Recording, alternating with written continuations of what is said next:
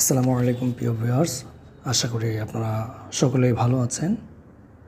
আপনারা অনেকেই এই ব্যাপারে নিয়ে জানতে আগ্রহী যে বাংলাদেশ জামায়াত ইসলামীকে এই পর্যন্ত কতবার নিষিদ্ধ করা হয়েছিল। সো আমি এই ভিডিওতে আপনাদের সামনে তুলে ধরার চেষ্টা করব আসলে বাংলাদেশ জামায়াত ইসলামীকে এ পর্যন্ত কতবার নিষিদ্ধ করা হয়েছে। সো প্রথমত যদি আমরা চলে যাই স্বাধীনতা পূর্বের সময়, অর্থাৎ পাকিস্তান আমলে বাংলাদেশ জামায়াতে ইসলামীকে দুবার নিষিদ্ধ করা হয়। প্রথমবার নিষিদ্ধ করা হয় 1958 সালে।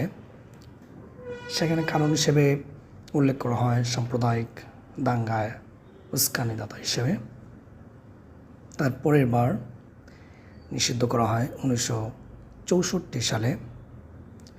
সে সময় কারণ হিসেবে বলা হয় মুসলিম পরিবার আইনের বিরোধিতা। তবে পাকিস্তান আমলে নিষিদ্ধ হলেও বেশি দিন নিষিদ্ধতা টিকে থাকেনি, কিছুদিন পরই এসব নিষেধাজ্ঞা উঠে যায়। পরবর্তীতে স্বাধীন বাংলাদেশের পর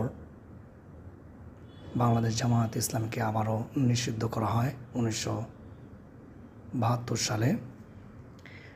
এর সময় কারণ হিসেবে উল্লেখ করা হয় রাজনৈতিক উদ্দেশ্যে ধর্মের অপব্যবহার। সে সময় সংবিধানের 38 ধারা অনুযায়ী রাজনৈতিক উদ্দেশ্যে ধর্মের অপব্যবহার নিষিদ্ধ করা হয়। তার পরবর্তীতে বর্তমানে 2024 সালের আগস্ট মাসে এসে কোটা আন্দোলনকে কেন্দ্র করে বাংলাদেশ জামায়াতে ইসলামীকে সর্বশেষ নিষিদ্ধ ঘোষণা করা হয়।